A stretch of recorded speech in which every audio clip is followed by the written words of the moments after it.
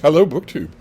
Uh, Sorry for the spotty uploading on this channel recently. This has not been a good week, but I'm hoping that it's on the upswing. And I thought I should make videos because I like talking to you, and also because of something I've mentioned on this channel before, which is that the space that you open for making videos will organically close if you don't keep it open.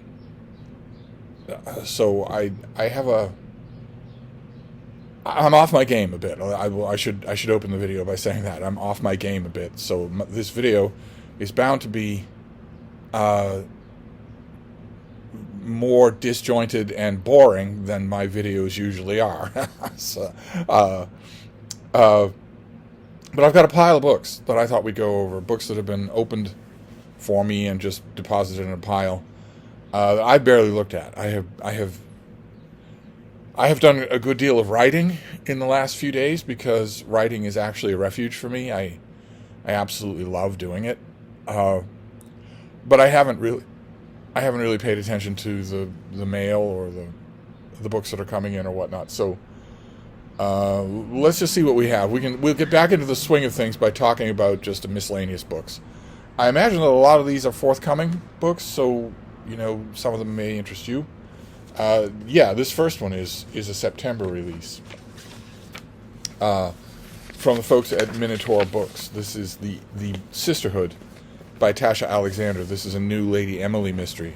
I really love this series. I really love the Lady Emily novels. So this one, it's called Intelligent Escapist Historical Mysteries. And they have taken place they're in the Victorian era, and they've taken place all over the world. There was the obligatory one in Venice. I don't know what this one will be. I'm trying to guess from the cover. Could be we're back in England. In this book, Lady Emily and her husband Colin Hargreaves must unearth the truth when the season's most accomplished and elegant debutante, Victoria Goldsborough, collapses and dies at her engagement ball. Yeah, so we might be back in London. The great and good of London society. Okay, prepare to mourn the tragic loss of an upstanding young woman. But all is not what it seems, and after a toxic beverage is revealed to be the cause of death. Who would want to harm one of the most popular women of the year?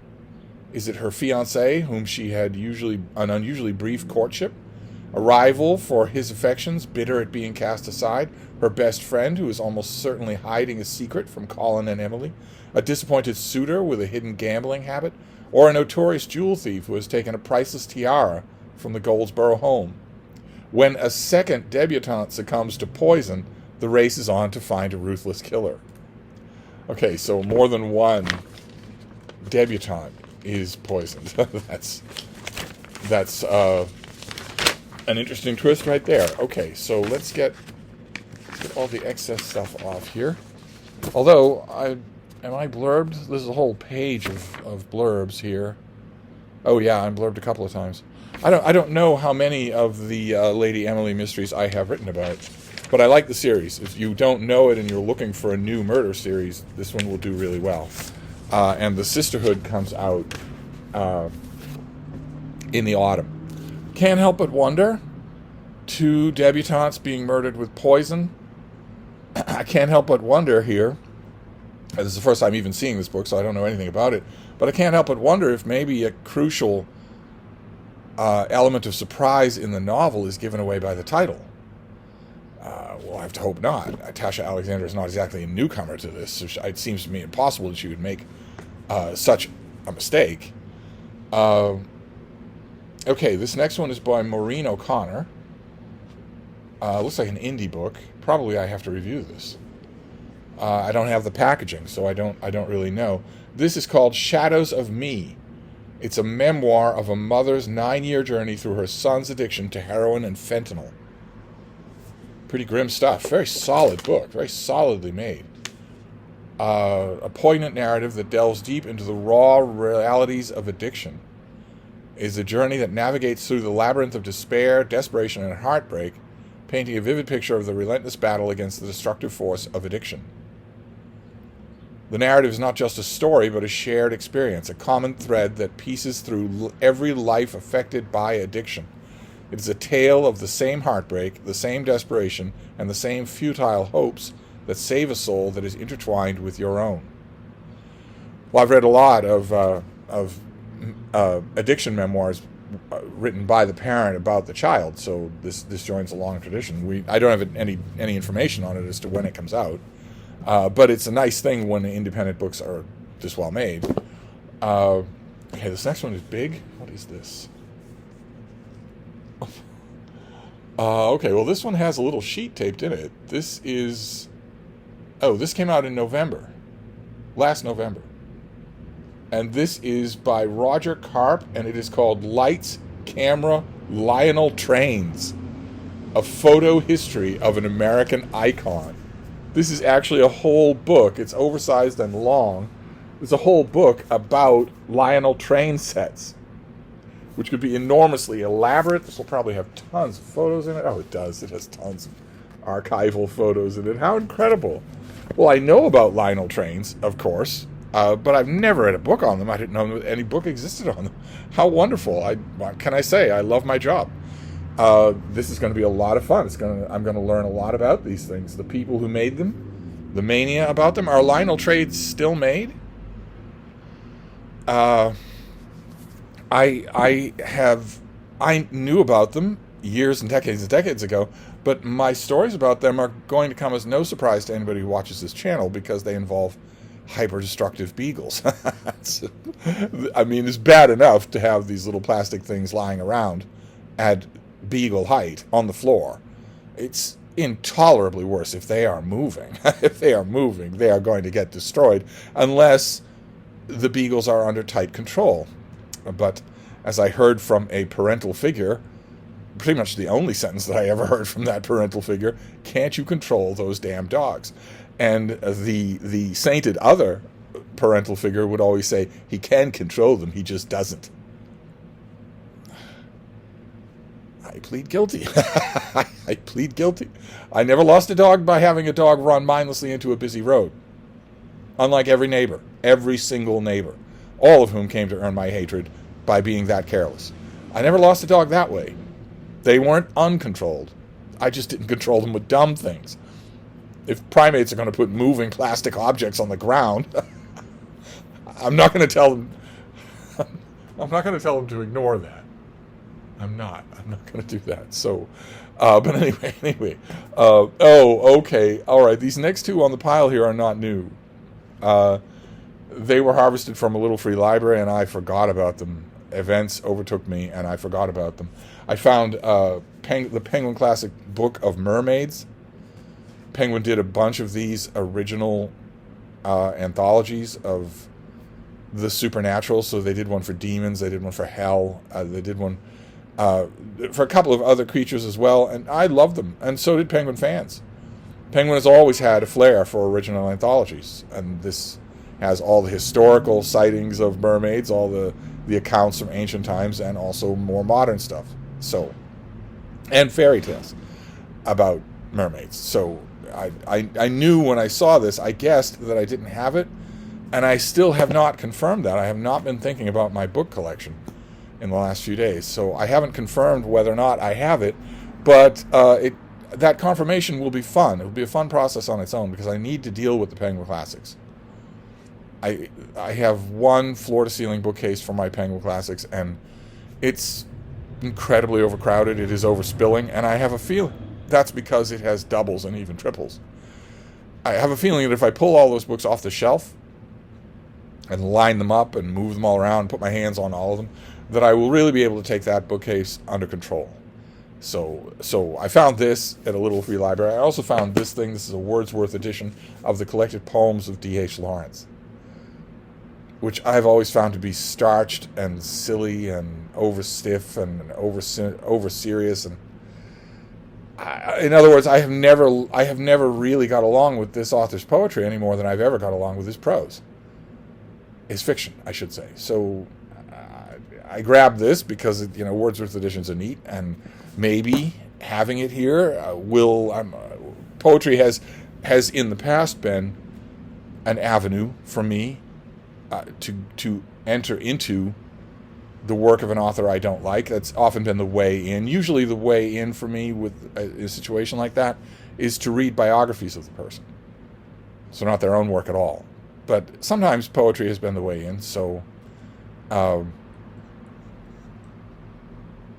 we will see. So, all right, let's move on here. We have this is a work of nonfiction coming out in September. No sheet here, but this is by Owen Reese, and it is The Far Edges of the Known World. And we can just read the inside here. To many ancient Greeks and Romans, the outer reaches of their world was where civilization ceased to exist. But what was it like to live on the edges of these empires, on the boundaries of the known world? Thanks to new archaeological excavations, we now know that these border zones were thriving multicultural spaces where the boundaries of, quote, civilized and, quote, barbarian blurred. Historian Owen Reese takes readers on a fascinating journey to explore the diverse peoples in Europe, Asia, and Africa beyond the reaches of Greece and Rome. Along the sandy caravan routes of Morocco to the freezing winters in the northern Black Sea, from the Red River Valley of Vietnam to the rain-lashed forts south of Hadrian's Wall. Through this globe-spanning historical tapestry, the book offers us a rich new lens to see and understand the ancient world. Okay. Well, this is an advanced copy, so it probably won't have an index. Oh, it does have an index. Of course, I want to turn right away to Ovid. Right? When you're talking about a land on the Black Sea that is on the borderline between civilized and barbarian, I want to know if Ovid is mentioned. I'm assuming he's mentioned many times. Yeah, he is mentioned many times. Good. Good. Well, okay. Ancient history with a twist. That's good.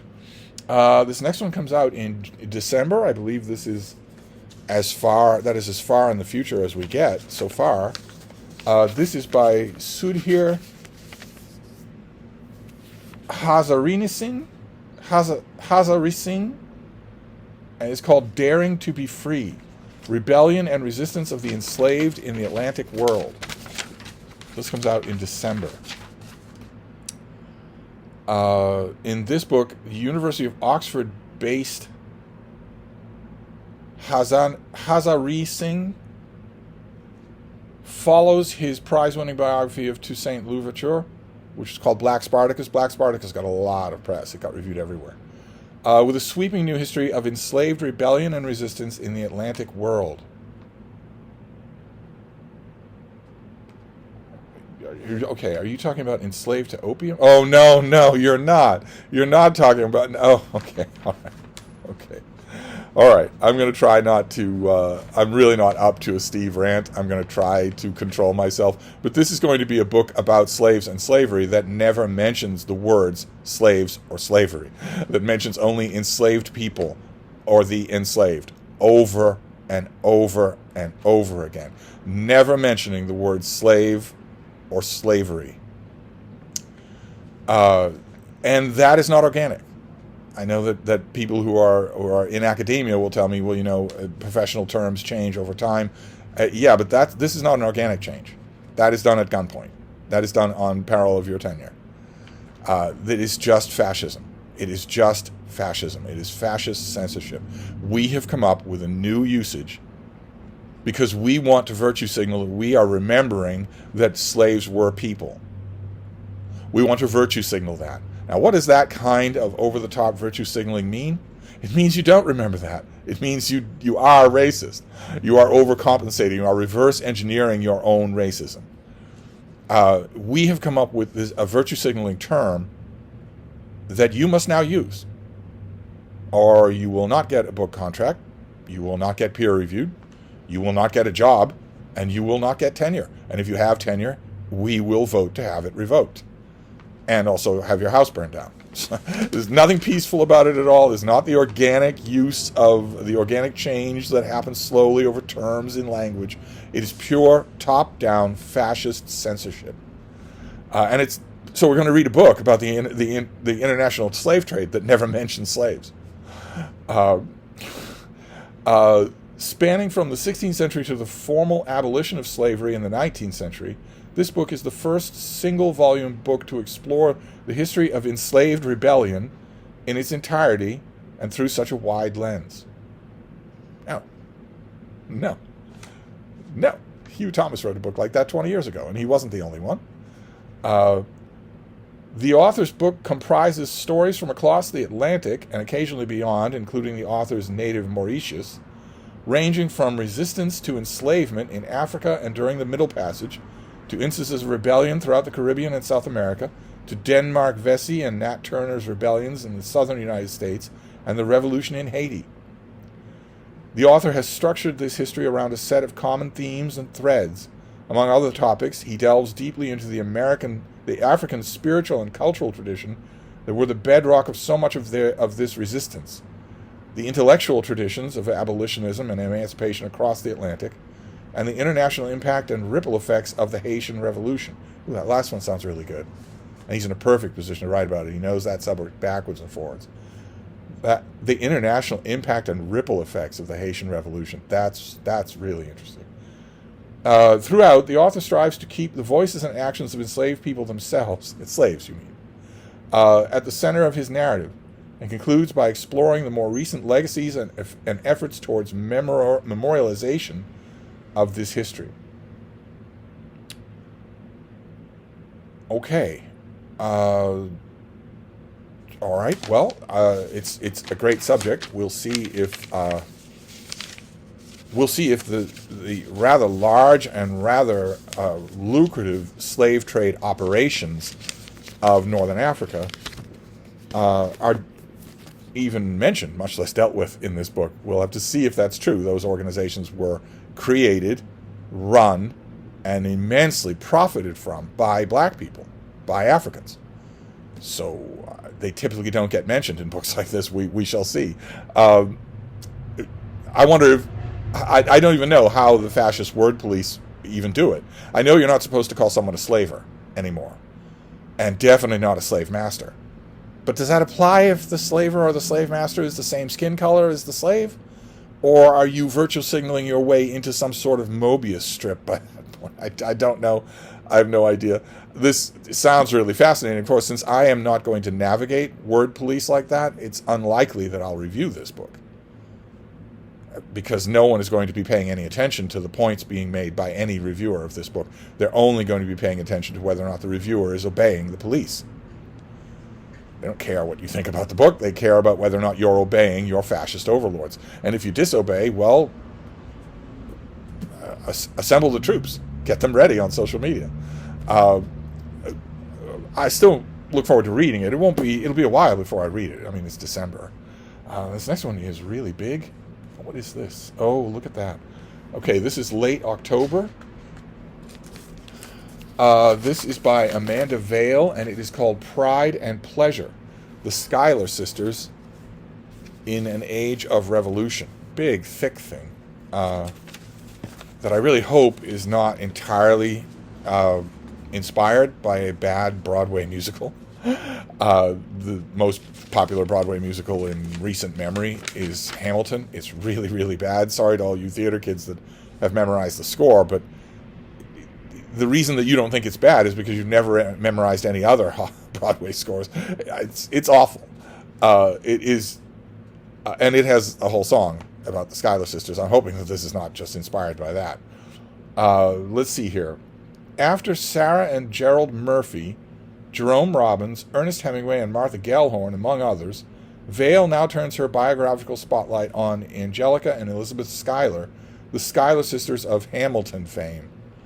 Born to wealth and privilege in New York's Hudson Valley during the latter half of the 18th century, they were raised to make good marriages and supervise substantial households. Instead, they became embroiled in the turmoil of America's insurrection against Great Britain, and rebelled themselves in ways very different from one another against the destiny mapped out for them. Glamorous Angelica, who sought fulfillment through the attachment to powerful men, eloped at 20 with a war profiteer and led a luxurious life, first in Paris, then in London, charming Benjamin Franklin, Thomas Jefferson, and the Prince of Wales. Eliza, 1 year her junior, too candid for flirtation and uninterested in influence or intrigue, married a penniless, illegitimate outsider, Alexander Hamilton. and devoted herself to his career. But after his appointment as America's first Treasury Secretary, she was challenged by the controversies in which he became involved, not least of which was the attraction that grew between him and her adored sister. Drawing on deep archival research, including never-published records and family letters, the author interweaves this family drama with the historical context, creating a narrative with the sweep and intimacy of a 19th century novel. Okay. All right, the Schuyler sisters. That's great. I'm happy to see it. I'm happy to see what the author will do with it. I confess it makes me pine a little for a Philip Schuyler biography of his own. But it wouldn't have to be this long, but we will see. What is this next one? Okay, this comes out in late October. This is by Susan Cheever, and it is called When All the Men Wore Hats, a book about the stories of John Cheever, her father, with the iconic C on the cover there. That is iconic because that was the cover design for his big, fat, red collection of short stories that was iconic in the publishing world 60 years ago. Just a plain red cover with a C on it. And then that was brought out as a mass market paperback that sold like crazy. Sold enough to let Cheever buy a pyramid. And is an iconic collection. It is one of the great short story collections of all time. And I guess this is Susan Cheever writing about that collection? I don't know. Let's see. The extraordinary book, The Stories of John Cheever, was published in 1978 and brought together some of the finest American short stories ever written. It's entirely true. Cheever's collection was heralded with the Pulitzer Prize and the National Book Award, and it would go on not only to sell millions of copies, but also to define the American short story and shape a generation of writers. If you find that collection of the short stories of John Cheever, there has been that big red hardcover. If you see that at a library sale or a yard sale, there was that mass market paperback, and I think also more recently than either of those, there was a red spine vintage trade paperback. If you see it, get it and read it. Especially if you're a fan of American letters, you absolutely have to read it. The chronicles of modern life both emerged from a distinctly American culture and also created it, inspiring everything from Mad Men to a Raymond Carver sequel, from rock songs to a Seinfeld episode. In that same home where the Chekhov of suburbia refined his style lived Susan Cheever, the writer's eldest daughter, who read what he read, heard what he heard, and watched her father type on the cheap yellow paper he favored. A daughter much like Susan appears in many of Cheever's stories, and a family much like theirs is at the center of them. I'd be very careful about that kind of mapping if I were you. There are daughters in quite a few Cheever stories, and there are families in quite a few more. They don't always glow with affection, the portraits, I should say. After his death in 1982, Susan looks back on her father's work and seeks to understand the connections between art and life. Let's put the verb tense there. That's 45 years ago. How did a bit of local gossip, a slice of Greek myth, a new translation of Madame Bovary somehow become the brilliant gems like The Country Husband or The Swimmer? When All Men Wore Hats is that exploration. Okay, I don't typically like explorations like that. First of all, the fact that it's being done by a daughter lends to the implication that she's in somehow a better position to talk about the stories than I am, or you are, because we didn't live in that house and we didn't read what he read. And also the mimesis involved here, that he had those yellow pages that he liked so much, and basically if you look at the books that he was reading at the time or the things that he was watching in the movies, you will get at the heart of the stories, as if there's no creative magic involved. I typically books like this I typically don't like. To be fair to Susan Cheever, I don't like them even when they're not done by a relative. The dislike is a little bit deepened because of the I'm privileged position as an expositor. when it is done by a relative, whether it's, a late wife or a daughter or a son, usually these things, attempts like that, peter out. We will see. I think this will probably get widely reviewed. Most of the reviewers that I know eagerly wait for a chance to write about John Cheever. They won't really care that much what the chance is, or they'll pay attention to the book, but they'll pay much more attention to John Cheever. And you might think, well, if that's true, then why don't they? And yes, now in the age of Substack, that is a legitimate question. But once upon a time, I think I'm the last person on board Noah's Ark of Substack. Once upon a time, there was no such thing as that. The blogosphere was considered beneath professional critics. So once upon a time, if you wanted to write about a certain subject, you had to wait for the right book to come along and then pitch the hell out of it. Pitch it to you probably know a dozen editors. You pitch it to them first. If they've all booked it, which would be incredibly unlucky, unless you've burnt bridges, unless they think you're difficult to work with, which is why you should never make yourself difficult to work with. But if they all turn it down, well, then you've got to go hat in hand afield to strangers. You've got to go. One old friend of mine used to, when he would reach that point, he had not burned bridges, but he was sometimes dilatory about when he was putting his pitches out. So when a book came along on a subject that he really wanted to write about, he would do that thing. He would canvass all the people that he knew who had ready paychecks. And if it didn't pan out, if that first run of pitches didn't pan out, we would, over wine and calzones, he would always sigh and say, looks like it's St. Louis Dispatch time. By which he meant no disrespect specifically for the St. Louis Dispatch. What he meant was, it's time to lower my sights a little. It's time to take things down a couple of rungs and just beat the hustings to see if I can get a berth for this thing. Whereas now, I've revived my literary blog on Steve Reads. I'm having a blast over there, and a number of you have done me the great honor of going over there and reading with me. I charge $5 a month for it, which is, it's not break the bank money, but you add enough of those together, it's a decision. It's a choice, as the kids say, to support my work that way, and that feels wonderful. And now any critic could do that. I notice that a lot of them don't, but any critic could. A lot of them don't because they were born and shaped in the world that I was born and shaped in, the old freelance world from a million years ago, from long before the internet. And unlike me, most of them are as inflexible as a brick wall. So they're not going to change their ways. And let's be honest, would be really bad if they had changing their ways if they tried, because they have not changed their ways on anything in 40 years. Anyway, let's move on. So this next one is November. That's another late release. This is by Todd James Pierce, and it's called Making Mary Poppins, with a huge subtitle: The Sherman Brothers, Walt Disney, and the Creation of the Classic Film. Okay, do we have a sheet for this? Yes, we do. Let's see what we have here.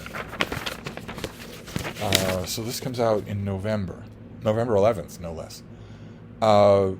When Bob and Dick Sherman, two relatively unknown songwriters, first walked into Walt Disney Studios' lot to pitch a song for Annette Funicello, they had no idea they'd end up meeting Walt Disney himself, or that a few months later they'd be developing the songs and storylines for the studio's biggest live-action movie ever.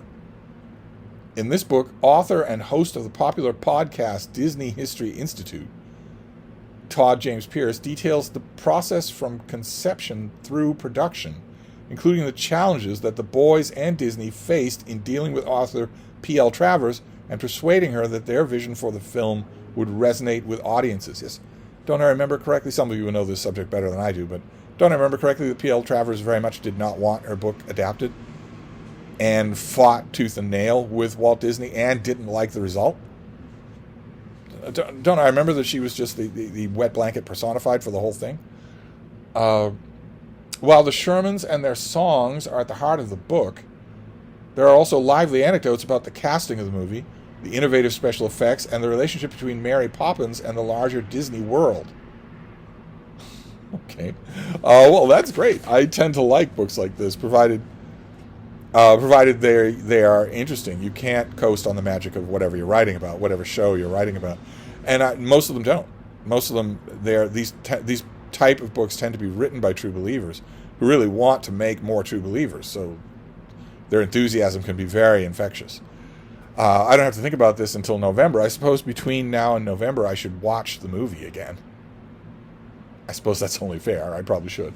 Okay, and then this last one here is by M.G. Sheftal, and this is Nagasaki, The Last Witnesses. The finished copy. I don't have a sheet for this. But this is the follow-up to Hiroshima. I think the series is called Embers. And I think I wrote about Hiroshima. But let's see what we have about Nagasaki here. On August 6, 1945, the United States unleashed a weapon unlike anything the world had ever seen. Then, just 3 days later, when Japan showed no signs of surrender, they took aim at Nagasaki. Define signs of surrender.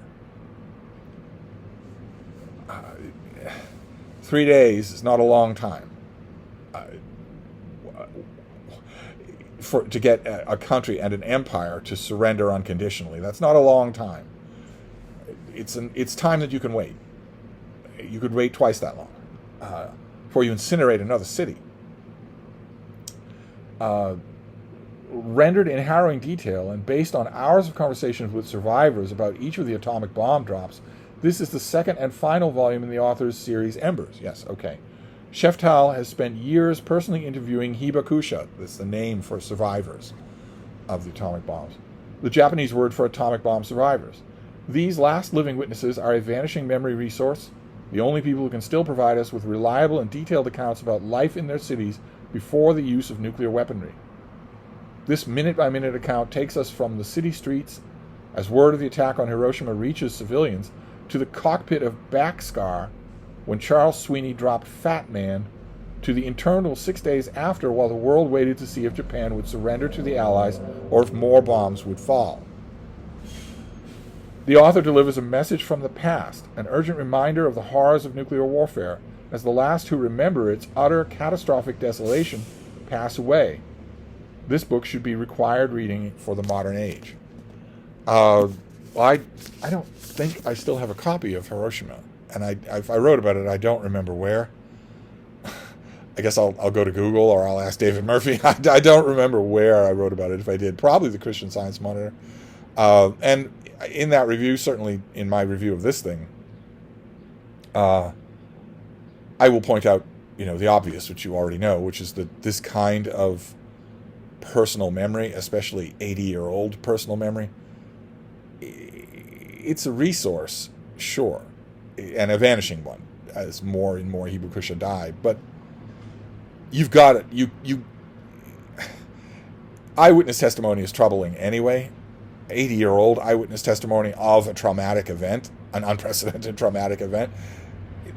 These people, I mean, to interview them in detail about their memories of their pre-bombing childhood is interesting, I suppose, although go to your nearest nursing home and ask the 95-year-olds what their childhood was like in the late 1930s and early 1940s. You're going to get a lot of impressions. You'll get some good stories, but you'll get very little in the way of reliable history, which is why this author fills things out quite a bit, fleshes it out the memories with a lot of other stuff. The 2-volume set is actually worth having, I would think. I haven't read this one yet, but I can't imagine. I imagine that it was written